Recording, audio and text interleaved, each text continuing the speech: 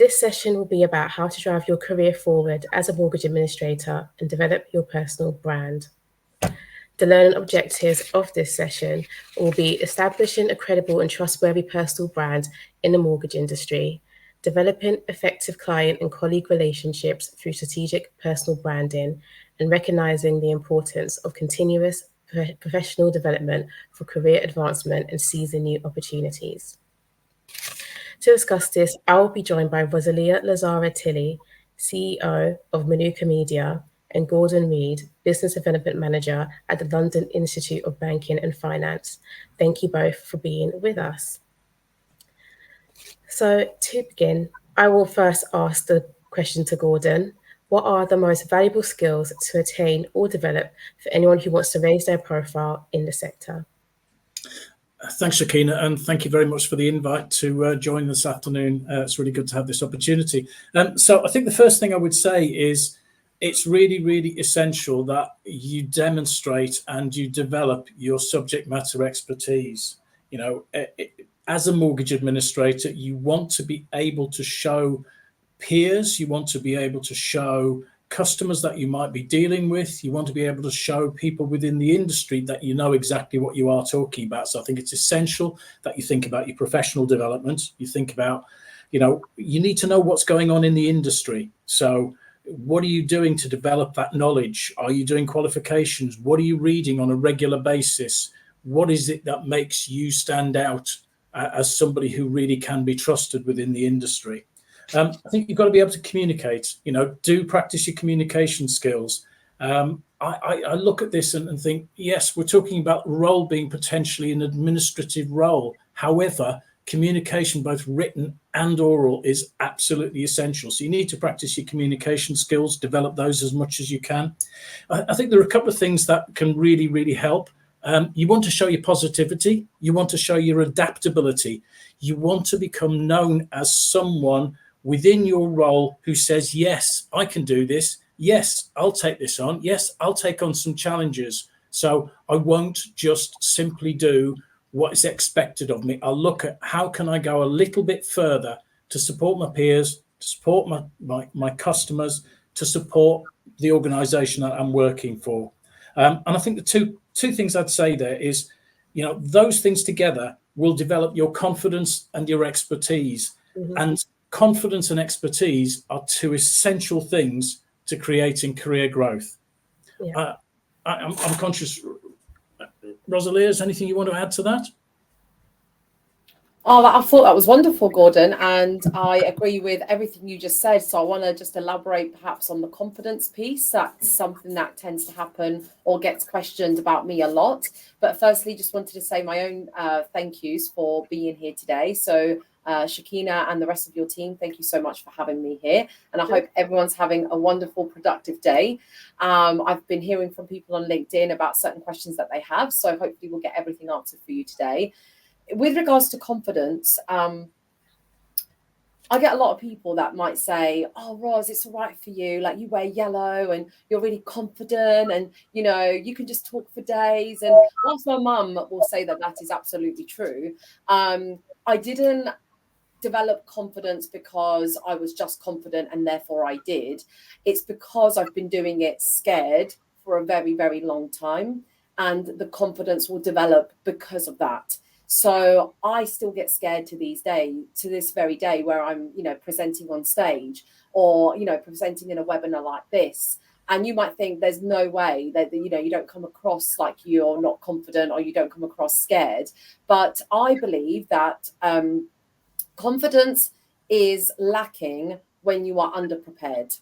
So if you are not prepared, and you will naturally get anxious and you'll have anxiety because you don't know what to expect. So you can control some of that. So like Gordon's saying, you've got to develop on your communication skills. If you are scared to present on stage, it's probably because you haven't developed the communication skill to be able to present on stage. So if you never address it, you will be scared and not confident for the rest of your life. And if someone keeps saying to you, just do it again, just do it again, just do it again, that's like cooking or baking a cake, and you bake the cake, you put it in the oven, it comes out and it flops. And you're like, oh, that's a shame. Let's bake it again. So you bake it again, you put it in the oven, and it flops. So you have to go back and read the recipe, because if you keep leaving out one of the eggs and it keeps flopping, then it's probably flopping because you're missing out on ingredients. So there's no point baking it again. Do you see where I'm going with this? So confidence is going to have to come from practicing the very skill that you are not completely fluent in at the moment. And communication is definitely a key point that for me stood out from Gordon. And that's how you develop confidence. It's the practice, but also the quality and the technical ability of it. And then obviously exposure and just doing it over and over again. Thank you. I think you both for very great opening responses to that. Can I just add something to that? Yes. I was going to say, I think one of the keys is, and just picking up on what Rosalia said there, if you do something and it doesn't work well first time, don't think of that as a failure. Think of that as a first attempt in learning. So the word fail doesn't exist. It's a first attempt in learning. And the key thing is, when we've all done things for the first time, they probably haven't gone as well as we would have wanted them to go. But the key thing is that you learn from those, and that you do something, as Rosalia said, you find out what it is you did wrong. You look for the feedback. You know, feedback is an invaluable tool. You find out from other people, or you find out from the feedback you're getting, what is it I could have done differently? That's all I wanted to add. Thank you. And thank you, wise words there. And so the next question I have is, why is it important to have a personal brand, and how can this further your career? And I'll go to Rosalia with this one. This question is the very reason why I'm here, because I was completely wiped out of the industry. So for anyone who's new to following me or seeing me for the first time, or maybe only followed me for the last few months and not from a while back, I've been in the mortgage industry and particularly within the specialist lending industry for nearly 10 years now. And when I first started, I started as an employee of a packager. So I did packaging for specialist lending. I then moved to lending itself. So I was working for a specialist lender. So I became a business development manager. So that's my background. So if today you're seeing me as social media, LinkedIn and all things content and marketing, that was not my background. It was all things like specialist mortgages related, right? And what I remember at my first ever interview when I was applying for this packager, which, by the way, it was 2015. I didn't have my own mortgage at the time. I didn't even know what a loan to value was, let alone a bridging loan. And I said this at my interview. I actually said, I was like, I don't know what bridging is, or, what you're talking about here. And they're like, you're hired. Why? I don't know why. But they gave me that chance because of that ability to be they just said to me, just build relationships, which you know how to do in your other jobs that you've had. Just build relationships and always be open and tell them what you can and cannot do. Like, just always be honest. I was like, I can do that. So you're saying to me, if I go in to see a broker and I tell them I don't know what bridge is, they'll give me a bridging loan, will they? Like, they'll actually give me a deal. They're like, pretty much, but not so. So I remembered that.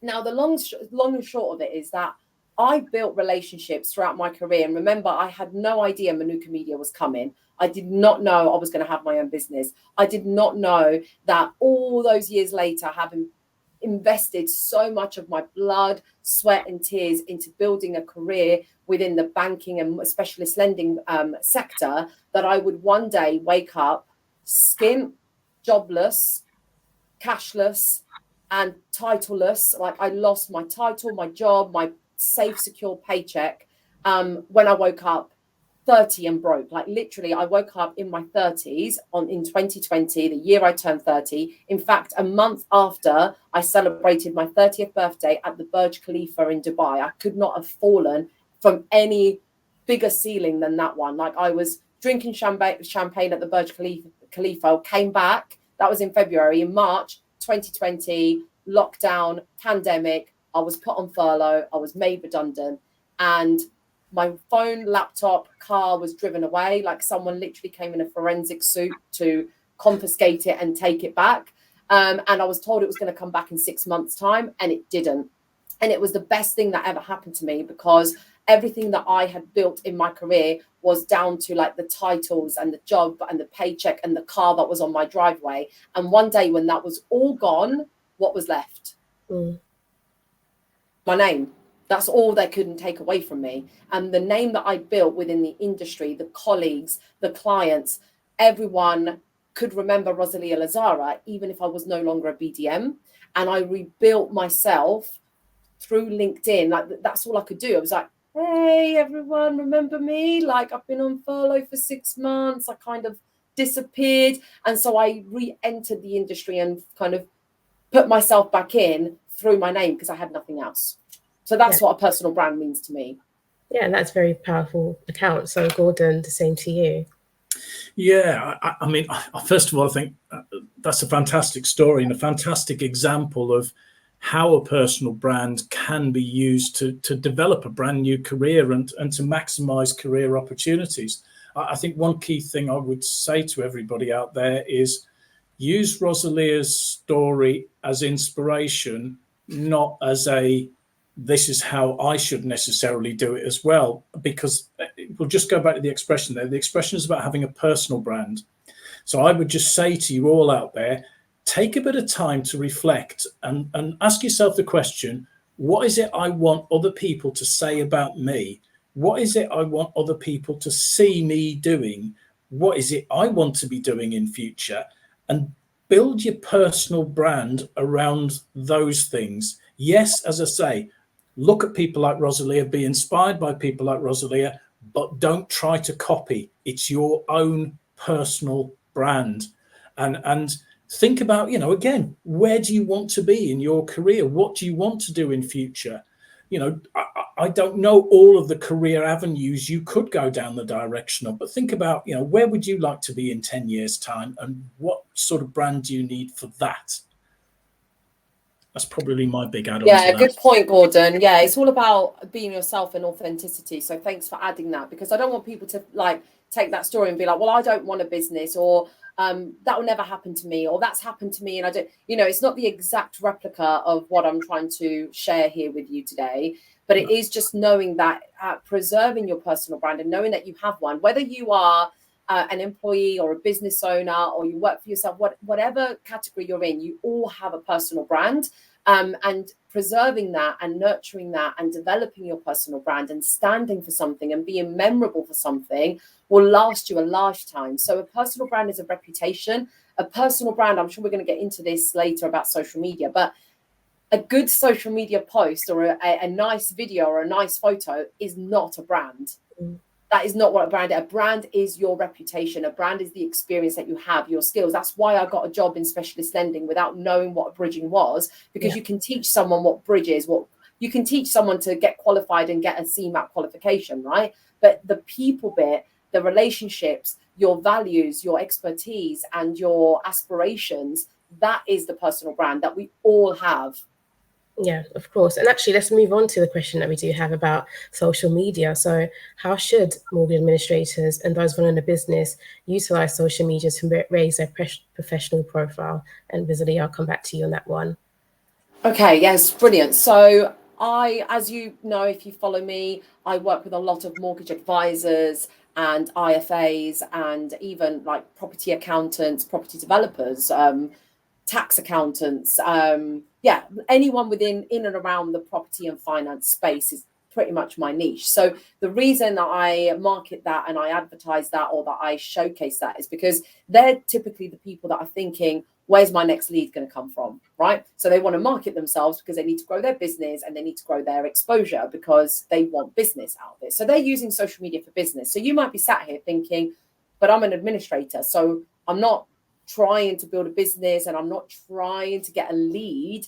But so why should I even bother with social media, right? You're probably thinking that. Maybe you're sat here like, maybe I should just sit in the office and just, why would anyone want to hear from me? Why would anyone even want to know what I'm doing? And it goes back to social media is not just a place for marketing yourself and advertising and trying to get leads. It's called social. So number one, you want to be connected to, if you're an administrator in-house, you want to be creating a database of connections within your social media channels, maybe LinkedIn, with existing colleagues. That's where you start, right? Everyone knows how to do that. Everyone just like connects with all their colleagues, but we don't connect with them on Instagram or Facebook because we don't want them to see what happens at the weekend, right? So you're probably thinking, yeah, I just connect with my colleagues on LinkedIn. I just want to keep it professional. Fine. So you connect with them.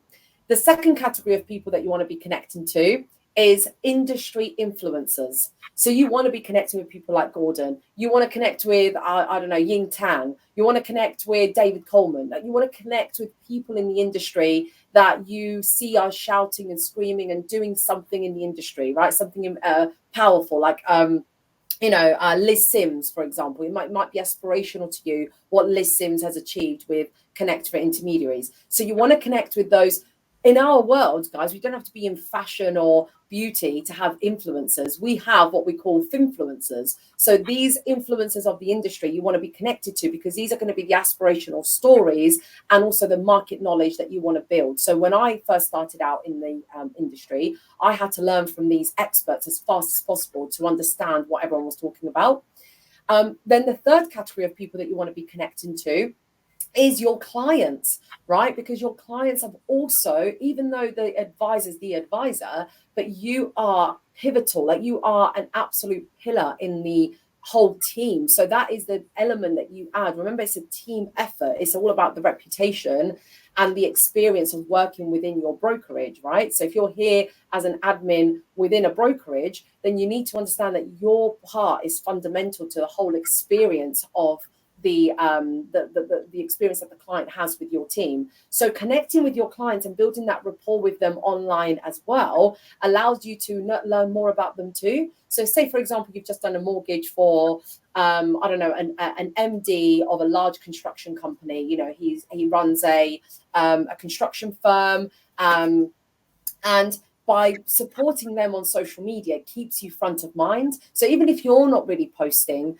very, very much, and you're not pumping a lot of content out there, at least you can see your clients' content and you can give them some support and some guidance and some love, right? You know, everyone wants a like. So if your clients are getting likes from you, then they're constantly seeing the name of your brokerage in their mind. So it keeps you front of mind as well. So yeah, if you're an administrator, that's one element. Now, next level up, sorry if the answer is too long, Gordon and Shekina, but that's one element. So the first level is being connected to the right people in the industry. The second level is how you're contributing to the channel and how you're what value are you adding to our socials. Because remember, when we open up our phones and we log in, we're scrolling very, very fast. So how can you get me to stop scrolling and pay attention to what it is that you're saying? Mm-hmm. So the second level, which is the harder level, I appreciate, which is when it comes to putting yourself out there, is using social media to share your ideologies or your values or your accomplishments, not braggy. I'm not saying brag because everyone at this point is like, yeah, but I don't want to talk about me. It's never about you. It's always about what you make us feel and how you make us feel and how you educate me when I'm on your channel. So it could be that you take on the role in the brokerage. Let's say the advisor is the one that's like, right, I'm going to do the videos about attracting new business in, whereas the administrator might do some videos and some content about the processes and systems and how slick everything is in-house and the culture, like who's talking about the culture of your business. Maybe that could be delegated to one of your admins within the brokerage to say, actually, your responsibility on social media is to talk about the charities that we support and to talk about so then everyone, it's a team effort, you see. So it's not about everyone going on there and being like, use us. It's about everyone going on there and adding their own message that makes the brand. Yeah, of course. And actually, Gordon, I'll bring that to you. That was a very good answer. But Gordon, I'll bring that to you, especially coming from the aspect of a more corporate structure such as the LIBF. How does that work when there might be some sort of limitations within that? I don't think the limitations are really that, yes, you've got to be aware of your own company's policies and procedures but as far as social media is concerned, certainly I don't find I'm particularly, I have to use a bit of common sense, but I certainly don't find I'm limited as to what I can comment on or what I can get involved in. And as you said, that was a superb answer that Rosalia gave there. I think that the other things I would just potentially add in there is one of the biggest benefits of social media is what you learn through there. There are things, there is so much out there in the financial press. It's really, really difficult to keep track of. However, if you're following the right people within your social media platforms, that's where you'll probably find the most relevant things are to your to your industry, if you like. So I suppose this goes to one of the things that Rosalia was talking about. Do be a little bit selective about who you actually link up with. You want to link up with the influencers. You want to link up with the people who've got the really relevant things to say, the things that matter to you, the things that matter to your industry, so that you're not getting a lot of, you're not getting a lot of flack in amongst the stuff that you really want to look at. And then think about when you are adding to those posts, when you're commenting, you want to demonstrate your ability to offer some thought leadership. So thought leadership is a big aspect of social media.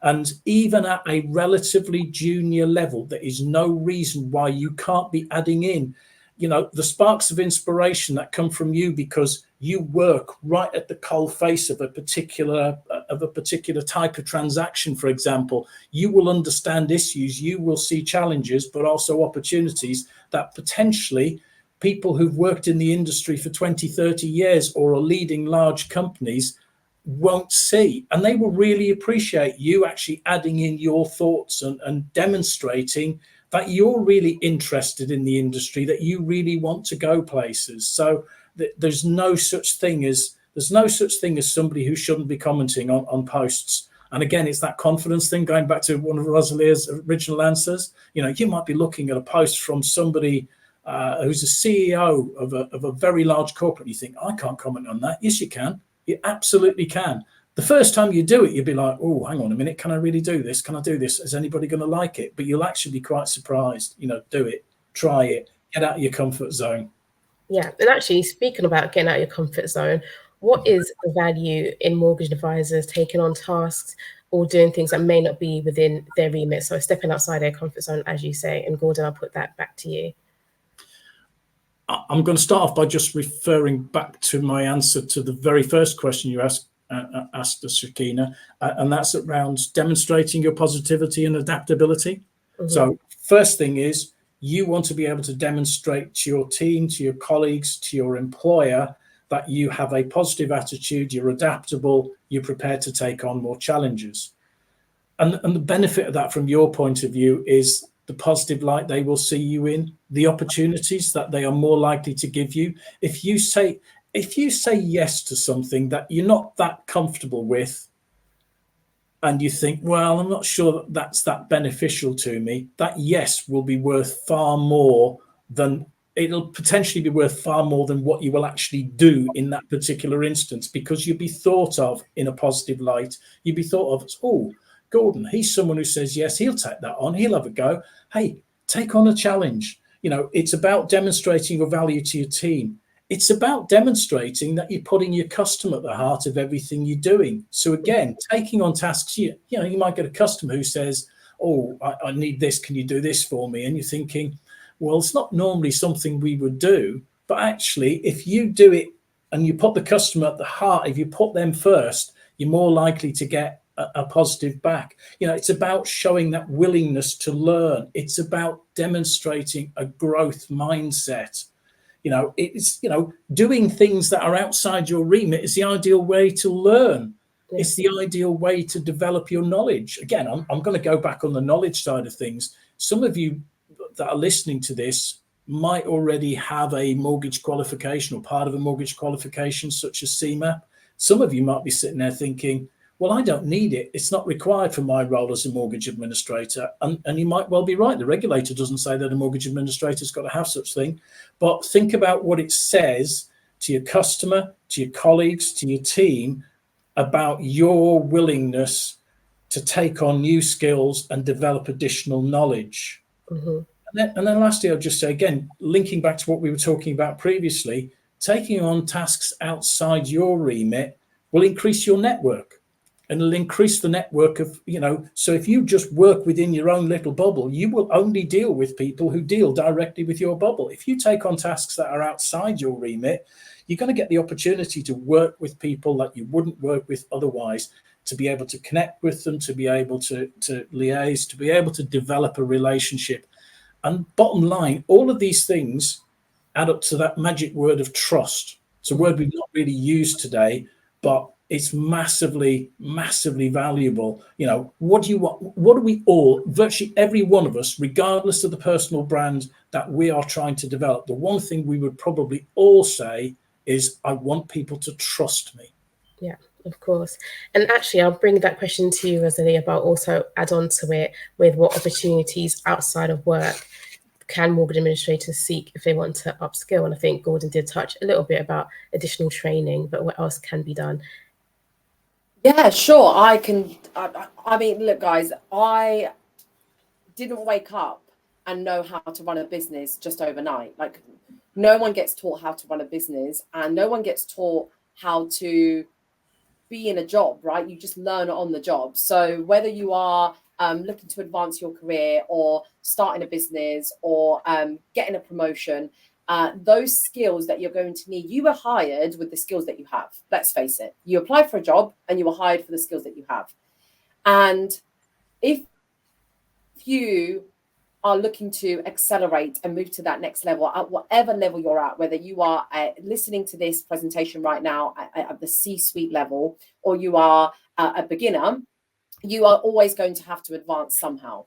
Now, your job will often tend to keep you within the skill set that you have. And it's not until you then, this is why we seek career moves and we want to change jobs, because we feel like we've reached our limit in our capacity. Well, I didn't want to job hop around, and not that that's a bad thing, because I did actually eventually job hop a lot, but that's a conversation for another day. But I used to I still am a constant student. Like, I'm constantly studying something different or training in something different. So I'll tell you that in practice.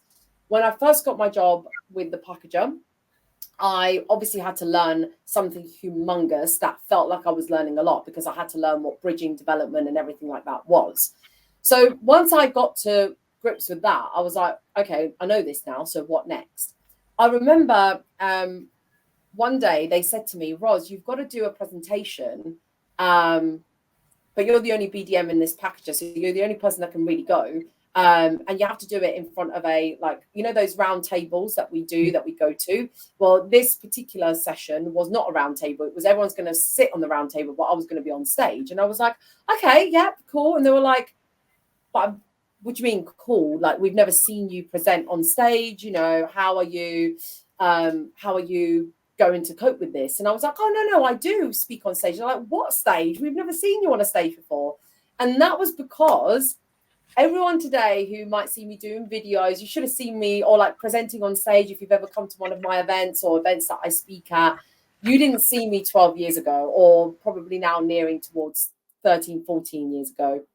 And that was because by day, I was Rosalia Lazzara, BDM with a packager. By night, I started I was going to public speaking seminars or public speaking workshops, or I even joined the network marketing business. I know there's a big taboo and there's a big negative connotation to network marketing, but it put me at the extreme of discomfort. It put me so much out of my comfort zone that I was practicing that by night like Batman, and by day I was like a superhero. And I was like, yeah, I can do that. And they're like, but how? We've never seen that. So you actually don't know when you're going to be needing that skill, and you might not learn it at work. So I would say, if you are uncomfortable, what, in answer to your question, like which training sessions should we do? It's whichever one makes you want to pass out, like whichever one you feel like you are so under-equipped for, that's the one that you go and get your training in. So if it is public speaking,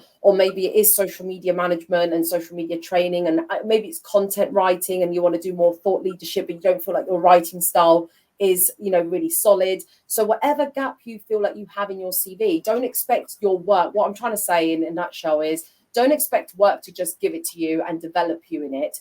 Maybe go and do some nighttime, part-time, weekend stuff, listening to YouTube, reading like books. I'm always surrounded by books. That's the kind of stuff. Like, as you can see, there is a TED Talk book there. There's not an accident that like the books that I'm surrounded by maybe to do with speaking and confidence and public, customer experience. So yeah, I think that would be my recommendation.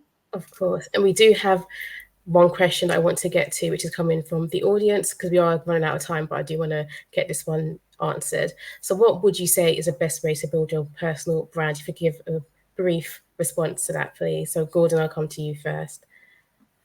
Okay. Yeah, difficult to give a brief answer to this one. So I apologize. I'll keep it as brief as I can. My view would be think very carefully about what brand it is you want to actually create. Think about what is your USP. Think about how you can get that across, how you can demonstrate how you can demonstrate the particular skills, the particular knowledge, the particular expertise that you can bring. I go back to something Rosalia said earlier, but make it authentic. Be yourself when you are putting across, when you are creating that brand. Key thing is authenticity. You want to build trust. You want it to be individual. I'm not suggesting for a minute that everybody should dress in yellow. It works fantastically for Rosalia, but think about what makes you unique. Think about what makes you great and get that across. Sorry, that's as brief as I can keep it for now. That was good. Thank you very much. And Rosalia, I'll throw a question to you as well. No, I think that is all you need to know. That is it. Like, your personal brand needs to be personal to you, and you do not need to be anybody else, because there isn't space for that. Everyone else is taken. Just be yourself, and the only way it's going to feel real and comfortable in as much as it can be is if it is true to who you are.